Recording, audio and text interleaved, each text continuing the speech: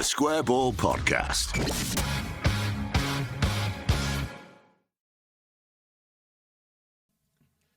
Welcome to the show, brought to you in association with Levi Solicitors, who will offer you a 10% discount on your legal fees. LeviSolicitors.co.uk/the Square Ball. Range of services, Michael include. What's very quick, Vincent? Oh, that was very quick. Are we in the time limits? No. All right, good. I just wanted to throw to you because you're the one who does the exciting part here. Wills, probate, conveyancing, loads of other services. Yep. Litigation, services for your business. Professional negligence. If you want to have a go at someone about that, who's done some negligence to you, you can... in a professional capacity. Yeah. You can... employment law, if you need to sue the employment. Yeah. Mm-hmm. Yeah, that's also useful. So the website, innit? That's where you can find the details of all that. Dan, Michael and Rob with you as we do this week's propaganda. Another Leeds victory. So these are always nicer when that's the case, isn't it? It's a lot easier. A parade of 3-0 victories, isn't it, at the moment? Sick of it? Are you bored of it yet? No. Please, let's just keep doing this until the end of the season. 3-0's it's the sky rewarded, isn't it? Sometimes when people forfeit games and stuff, I think you were given a 3-0. You suggesting we could have saved ourselves a 10-hour round trip to Cardiff by just having them forfeit the game? Yeah, if they'd held their hands up and gone, look, we've had a look at your squad. It seems unlikely we're going to win. Yeah, we've been training terribly, been playing terribly. Just save the time. We have a week off. You have a week off. The Premier League are doing that weird half mid-season break thing, aren't they? We don't get that luxury in the Champo. This whole thing is admittedly pointless, so just crack on. Just crack on. And let's crack on with the show then. So what have we got in terms of stuff that has been said in the football world this week? Presumably we are starting with Cardiff stuff then, Michael. We will do, yeah. There was more than I thought there'd be, actually. Okay. I think because Leeds United are kind of a big deal, everyone likes to do something about us, don't they? They might do stuff every week. I don't check Cardiff on a weekly basis. Nuvum. Mm-hmm. NVM. Never mind. I immediately thought of Nevermind, which possibly shows that I grew up with Nirvana knocking about. Do you want to hear them as we go 1-0 up? Given that is the purpose of the show, it would probably be a sensible place to start. Oh, we've been sliced open! You absolute donkeys!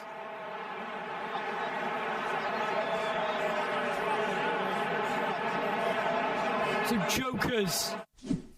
There you go. Donkeys and jokers. It's pretty mild, isn't it? It's not as intimidating as it used to be, is it, down at Cardiff? I was thinking that. Lobbing piss and coins. Exactly. Pathetic.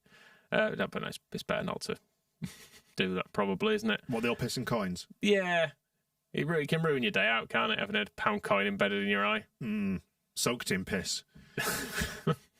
Anyway, what happened after that? We went 2-0 up, didn't we? Yeah, they were, as we thought it might be as well, truth be told. Thought it might be offside. It wasn't offside. And they also, we need to pick them up for factual errors here as well, because they get Dan James's nickname wrong. Offside! Offside! Offside! Are you joking? Offside!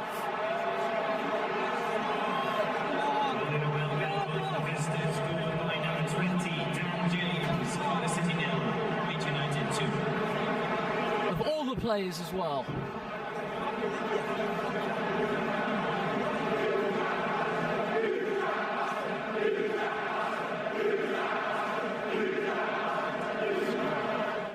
Oh, I see what you mean. You Jack bastard. Yeah, that's not his name, is it? No, he's not. He's a little scum bastard, as everyone knows. Little Swansea bastard, if you're going to call him LSB. Yeah, that's true enough. Yeah. Just doesn't suit him, does it, little Jack bastard? If you look at him, you go, yeah, he's a little scum bastard. Look at his face. Bless him. He was dead good, wasn't he, again, Dan James? Yeah. It's nice being good, isn't it? Yeah. I didn't see Dan James being good, being necessarily the story this year. No. I have to say. Particularly after that Birmingham game where he gave away that late penalty. We're like, it's still Dan James, isn't it? Yeah. His decision-making seems to be better, and he's obviously getting involved in more goals. Just keeps kicking it in the net, doesn't he? Yeah. Which is really nice. And he does it better than when he was up front as well, weirdly. Because when he was doing that, I think everyone got a bit sick of seeing that, didn't they? It's unfair on Dan James, isn't it? Because he never wanted to play up front. You wouldn't have thought. No. But anyway, he's doing well. We're doing well. Are we doing quite well enough? Well, no, because we're fourth. We're still fourth, aren't we? Yeah, I keep forgetting that Southampton are above us now. It's a bit annoying. That final day showdown, though. Whoa. promotion at stake. I kind of want it to be obviously us in second, but then if it's not us, I want it to be Southampton because I've seen Ipswich, and I'm sure they haven't given a good account of themselves against us compared to other teams because they seem to mainly be winning. But they looked shit, didn't they? So I'm just thinking, get them in the playoffs, smash them to bits, get promoted. Fine. Whereas Southampton were 3 up in about half an hour, weren't they? Something daft, which I wasn't such a fan of. Yeah, I did read a thing a week or so ago. It was when Southampton were 17 games unbeaten. I know they have extended that, but it was pointing out that they've just basically played a load of bottom half teams and admittedly beaten us. So read into that what you will. But if we can just play and beat all the other bad teams, maybe it'll work out fine. Well, we've got a perfect home record almost, and all our away games now are against lower teams. So it's set up for a... How many games have we got left? 19 games? Yeah. 19 wins? 19 3-0s. 19 wins? I won't insist on 3-0 in every game. Okay. Just give a bit of variety. Should we check in on them at half time, see what they made of it then? Presumably they calmed down, they were happy, and no? No. Okay, so that's the end of the first half, and that was absolutely shocking. I mean, 2-0 down, 2 pathetic goals conceded as well, just complete defensive clangers again. One of them in particular, letting Dan James pass it in, would have been offside if McGuinness wasn't such a donkey. And aside from that, Itete glued to the floor. Siopis has been absolutely shocking as well. And, well, until Ruben Cole came on, we started to look a little bit better, but I'm sorry, but that was woeful. These players have not turned up again today. And my God, do we need a striker because we've got no depth up there. Absolutely terrible. Sign a striker. Sign a striker. Sign a left back. Sign a right back. These are all the things we're saying. Did you ever watch snagging videos? Snagging videos. So snagging when you do it, repairing stuff, basically. Yeah, the Welsh accent saying shocking is just reminding me of a bloke that I ended up seeing clips of all the time who goes around new build houses pointing out like there's a cracked tile under there. This banister's loose. Look at the state of the woodwork around this door. Shocking. Shocking. Winkle spanner. He says that a lot as well. Winkle spanner. I think that can be the title of the episode, can it? Can be. Are you watching those videos in between your little Google Maps adventures? Is it? Listen, the hours absolutely fly by on an evening. I'm having a little wander around Rosario. I've got my big slipper on, and I'm watching a man point out the errors in new build homes. With reference to your big slipper, we were talking about that in the office just before we came in to record. And for anybody who's not familiar with the big slipper, it's a mono slipper, an omni slipper. What's the colour? Hearing aid beige. Yes, that's what I would. And it's the sort of thing that you would expect if there was an advert for it. It'd feature an old woman with her feet. Well, I think could be the new face of it. Right. To appeal to the youth demographic, which is what I do. Yes. Very much so, yeah. And it's been good though, hasn't it? Because it's been cold here in the UK, hasn't it? Around Leeds, so... I see, everyone else is just, they're suffering, thinking, oh, my feet are a bit cold, not me. I put socks on. Yeah, we don't look tragic either. Got a problem, I'll just fix it. I'm not gonna worry about it. Just deal with it, is what I'm saying. It's just mad the amount of things in life that you refuse to pay for, but you will buy a big slipper. You are such a catch, honestly. Right, let's check in on them at full time anyway. Absolute shocking. Well, that second half was a bit better, wasn't it? But judging it from a whole, absolutely terrible. I don't even, aside from the second half, which at times we improved a bit, I have absolutely nothing positive to say.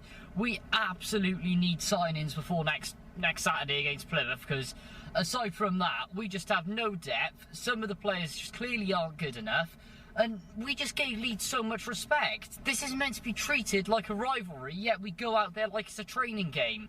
Some of these players are honestly an absolute joke. It's unbelievable. What do you think? You can see that Leeds are, head and shoulders above Cardiff quality-wise, but that doesn't give the excuse of just not turning up and trying to fight for the ball. Supposed to be a rivalry, lads. I mean, it sort of is.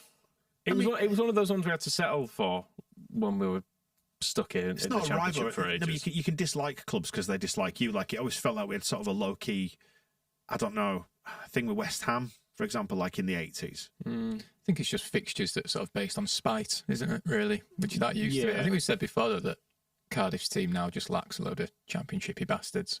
And it did feel like that at the weekend. Yeah, there's only really Rolls, wasn't it, who was in their team? We were like, oh, he's been there ages. And he's hardly like Steve Morrison, is he, or something? No. Yeah, I don't know anything about him. No. Rolls. What position does he play? Don't know. Midfield? Inventor of the roll plug? What I will say is, there's no way we should check. Oh, God, no. Why would we? We're going to get out of this shit division. Hey, you know that Cardiff City fan? You know the one? That Cardiff City fan, yeah. Yeah. How's he getting on? He's all right. He's all right. He's only a kid, bless him. Oh. Are we about to dig out some children then, are we? No, I like him. So this is, just for the avoidance of doubt, that Cardiff City fan. This was the introduction to his video, yes. To the video, to the stream. Hello everyone, welcome back to That Cardiff City Fan channel. Before we get into this video, make sure you consider subscribing and liking this video to help me out a lot, as my old channel got banned, blah blah blah, etc. Welcome to this video, this match day vlog, as Cardiff City take on Leeds United in one of our biggest game of the season. It's going to be a really tough game today. I hope Cardiff can at least get a draw. I just don't want to bottle a 2-0 lead again for the third time in a row. I hope we don't bottle a lead and then they can score in the 95th minute again. But yeah, I hope it'll be a good game. My score prediction will be 1-0 to Leeds. 1-0 to Leeds. Optimistic. They didn't bottle a 2-0 lead, to be fair to him. They didn't. No. Was there to the brief? Was there a point that we were 2-0 up and you thought, Not logically, no. Because I was watching that game, and I know the previous guy, Nuvum, was saying they were better second half. I didn't think they were. No, you did keep referencing the championship game under Bielsa, That is true, yeah. where we blew a 3-0 lead, was it? Yeah. Brought Pascal on for his debut. in what was a canter, almost of similar proportions, wasn't it, that first part? Yeah, it really was. In fact, it was probably more so because we were just...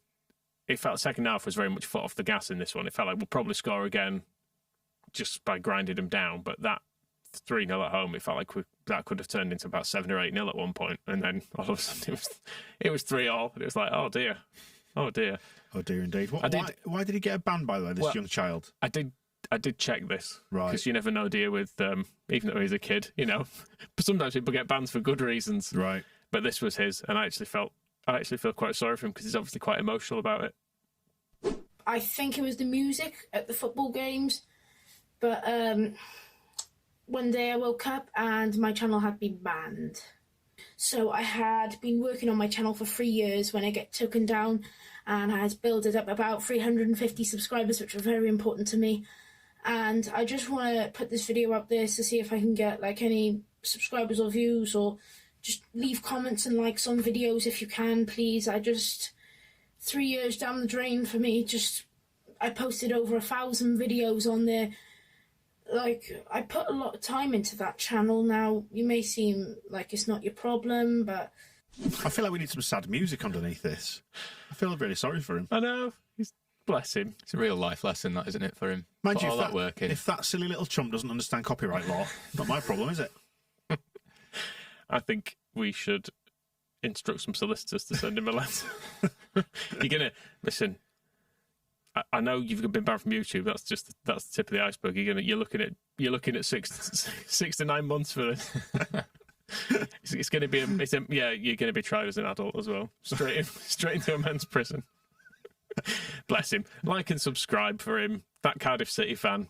Give him. He's got like 30 odd subscribers now. Right. Over 1,000 videos. Oh, it'd be brilliant if you got a load of subscribers that were Leeds fans. I think that'd be really nice. Like and subscribe and be nice to him. How do you think you'd get on inside a men's prison?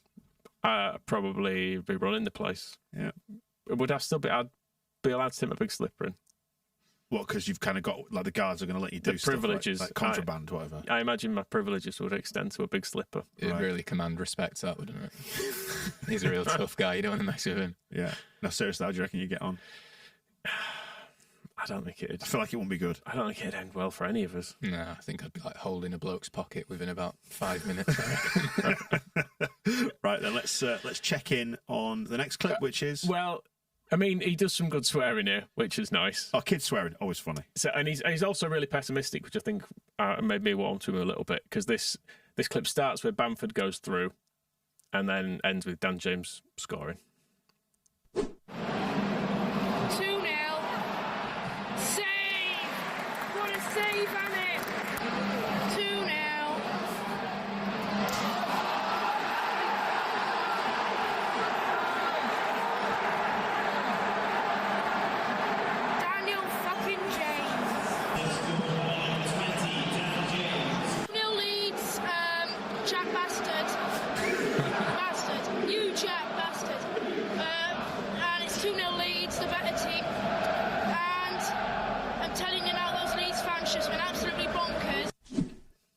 bother with that mouth. Oh, I'm not asked about his mum, actually. All right. Another target? Make a note in the comments. Yeah, it's good to hear a child swearing, though, isn't it? Yeah, definitely. It's good fun. Should be encouraged. Can you remember the first time you swore at football? No. I can remember I mine. remember being able to do it, though. Yeah. Like, in a way that was accepted. It was just like, yeah, it's fine. You're just joining in. Was it kind of a... Did you side-eye your dad as if to say, am I allowed to do this? Yeah, probably. Yeah, I remember being excited, going home and saying, like, what I'd been swearing. Yeah. And it was fun. Because you just, like, you can shout the referee's a wanker and it's a right buzz, isn't And it? your mum slapped you and went, you little bastard, you can't swear. She was like, it's fine if you just say it at football. Yeah. I was like, cool. Not in the house. In that case, I shall keep going as an outlet for my rage, which thankfully, as an almost 40-year-old man, I've continued. Right. This is their one chance they had where, if you remember, they went through on the right-hand side. I think he more or less passed it straight to Melier. He could have crossed it. Was it a shot? He's not sure either. It's irrelevant.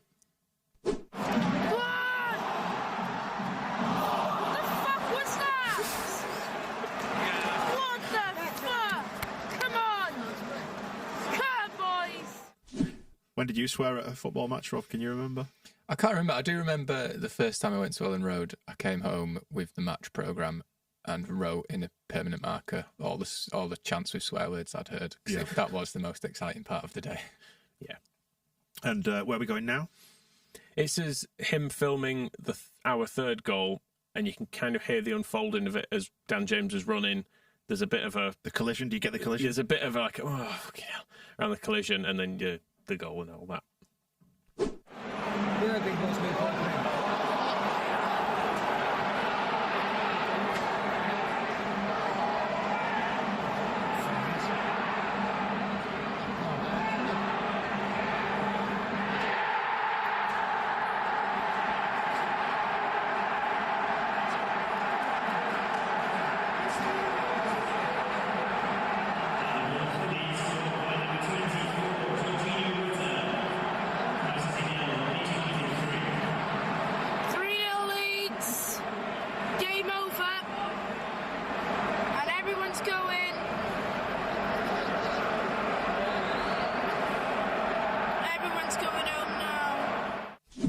Isn't it nice to know that you're ruining other people's days rather than having your own ruined? And that's ultimately what football's about. Yeah, pretty much. When you distill it down to its essence, it's about making other people sad so you don't have to. To be fair, I was expecting more from that. I feel like if that was Rasmus Christensen bumping into who from last season, Max Verber or Robin Koch, Ellen Road would have been torn down, quite frankly. But I think we got quite close to it at the time. I suspect the anarchy would have really, really set in, though, when we were 2-0 up and they were still standing off us.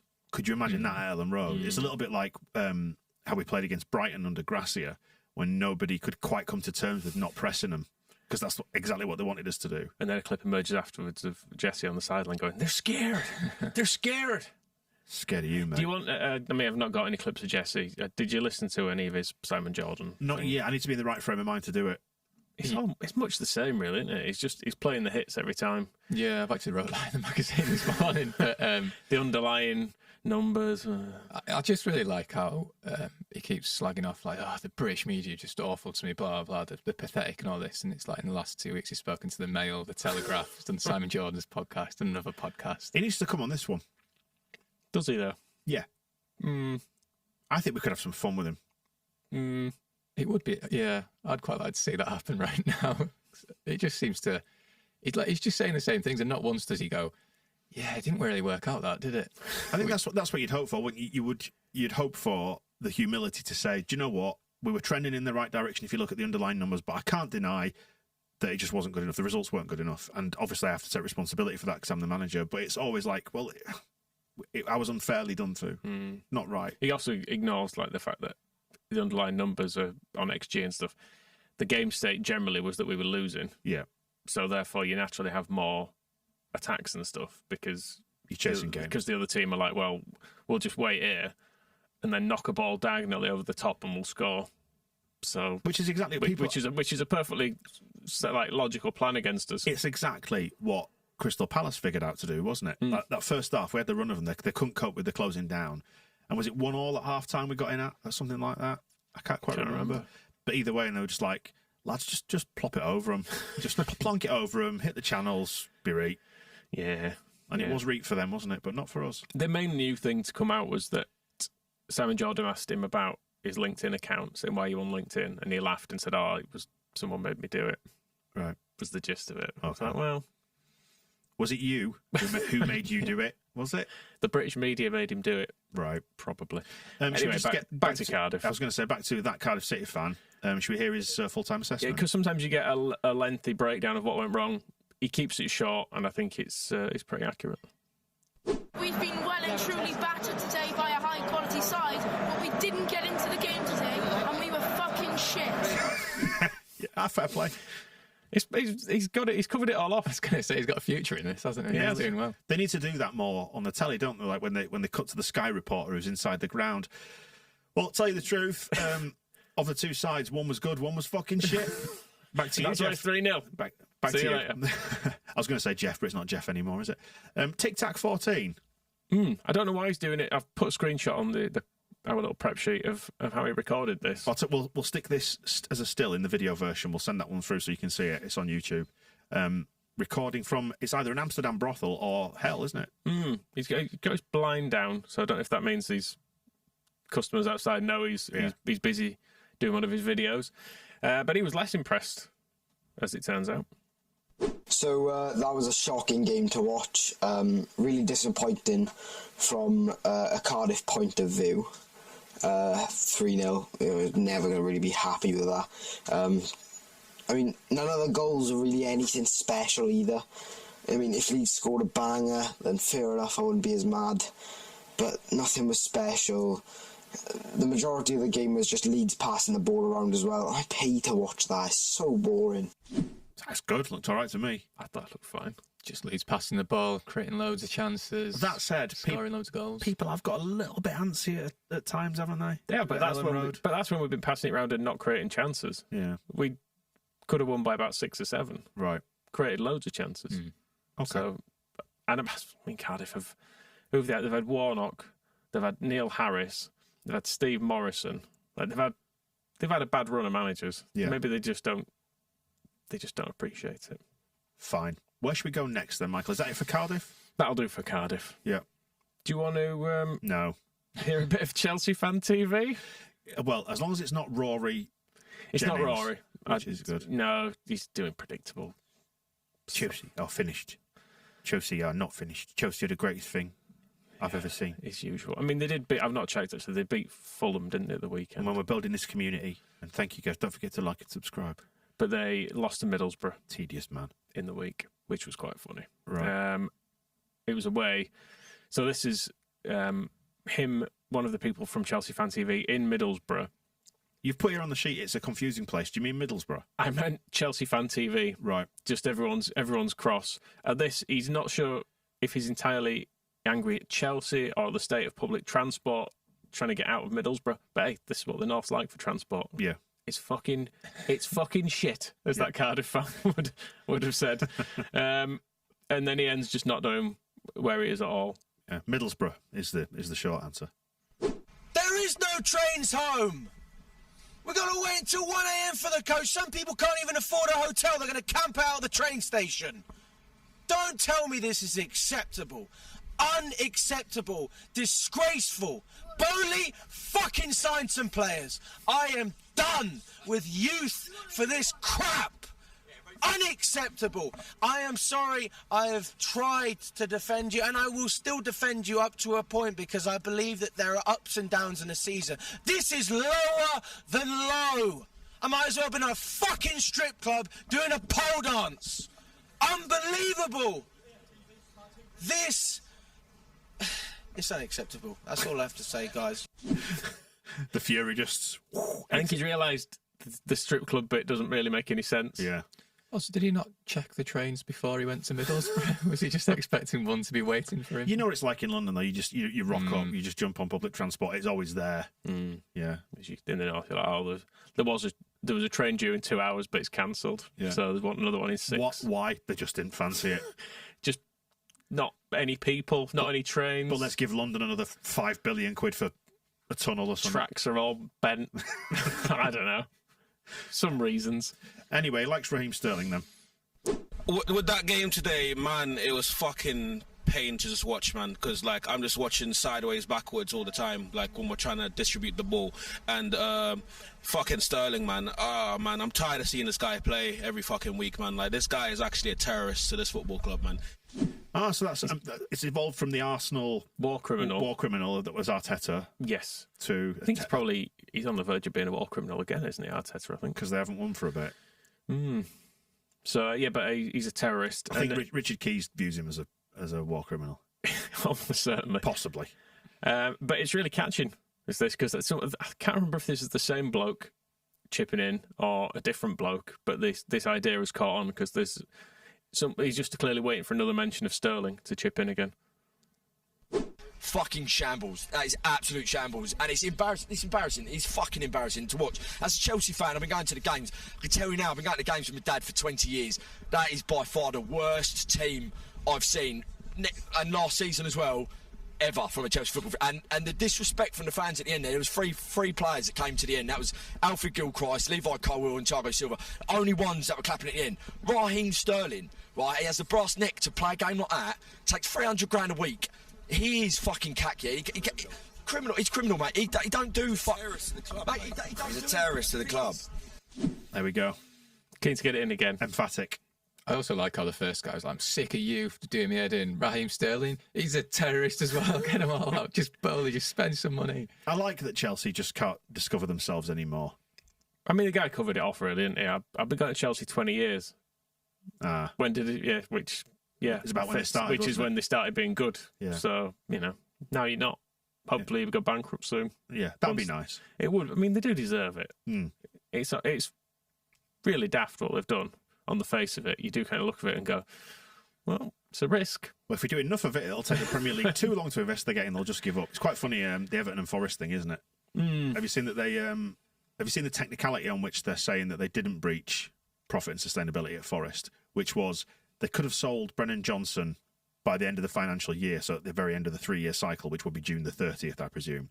But by hanging on and selling him at the end of the window to Spurs, they got like 12 or 13 million pounds more. So their argument is they were trying to comply with the spirit of profit and sustainability by waiting to not sell him. And I think the response to that is undoubtedly going to be, maybe you shouldn't have let it get to like the 11th hour. It's like revising for an exam on the morning, isn't it? And also, if you get it, what if Brennan Johnson breaks his leg and you can't sell him at all?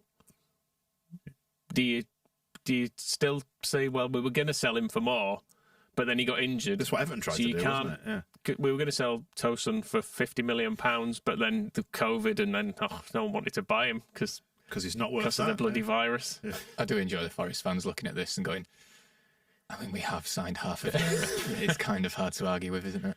Yeah, I mean, they've got a number of players in the squad who've played like 4 games for them, and they've gone... And they're World Cup winners. Yeah, we need another one now. And just keep getting someone else. Everton's argument as well is they've already been partly judged on some of this profit and sustainability, like 2 years worth of it. But now this is a new... So the first year drops off, and then the more recent year drops on. So they're saying it's double jeopardy. You can't do us twice for it. I do sort of see the point that if you've got a first year that's really bad, you're probably going to get charged for it 3 times. Because if you've... Well, not necessarily, because you're given... But you're given 2 years then to correct it, aren't you? So you sell everybody and get back in line with it. Yeah, that's when Everton were going to the Premier League. Can we sign this guy? And the Premier League were like, are you sure? You can you do it? You do Yeah. know that if this goes wrong, idiots. Good. Anyway, shall we hear what they think of Pochettino? Let's. And Poch's in-game management to take off Enzo is absolutely... He's a terrorist to the club, mate. Terrorist. I'm inclined to agree, to be honest with you. Yeah, I'm starting to notice a theme. All terrorists. Yeah. Every single one of them. Super.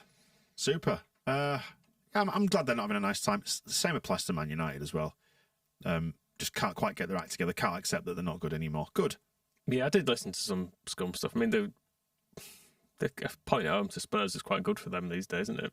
An injury-ravaged Spurs, they're like, did well. Good point. This is Manchester United. Yeah. Anyway, wait now then, Michael. What we got? Do you want to hear what we had to say about Luke Ayling? Okay. Many years Do we ago. really want to do this? Well, I went back just because he left. It was all emotional and stuff on it. Was I not on the show at this point? Was this when I was busy working? Yeah. Doing an actual job? Well, apparently. Yeah. You say doing an actual job. So I can sit here and listen to this and critique it and just say... The rest of us were doing an actual job and then doing this in the evening. You were just working in the evening. Right. Not really an actual job. But yeah, this is very infrequent. So in the first part of this podcast, we covered off the entire Steve Evans era, more or less, because we've gone through the process of having him saying... I said I'd have just kept him because I didn't think we were going to get anyone else. But then, as it turned out, we did get Gary Monk. And it was like, we were in the start of the season here with Gary Monk where things weren't going brilliantly. But we had just beaten Sheffield Wednesday. So there was like a little sign of things improving. You've got Moscow hosting. Right. You've got Eamon calling in from Ireland on here as well. And this was the first time we talked about our new signing, Luke Ayling, who had played 2 or 3 games by this point. Luke Ayling? Luke from Bristol. It's gone a little bit blind date. Luke from Bristol, Michael, what do you think? Am I Graham for an update? I really like him. I mean, I know the blame's been pinned on him slightly for defending at corners, but he looks really good. A lot of players we signed seem to struggle to begin with and look a bit overwhelmed by Ellen Road and stuff, but he just came into it and looked like he'd been here for years. So yeah, really, I think it's really good. Do you miss Sam Byram even at all? Yeah, of course I do. Of course I do. You're always going to have that, aren't you? But just because you've split up doesn't mean you can't have new girlfriends. Eamon? Yeah, he seems good. I haven't seen him in the flesh, so to speak, but he's getting good reports. Although when Berardi comes back, should he come back, that'll be interesting because Berardi was one of our best players last season. See, I prefer him to Berardi. Strength in depth. Why? He gets forward more. Looks a bit more. I don't know. Berardi's just very solid. He doesn't look like he's ever going to create anything from right back.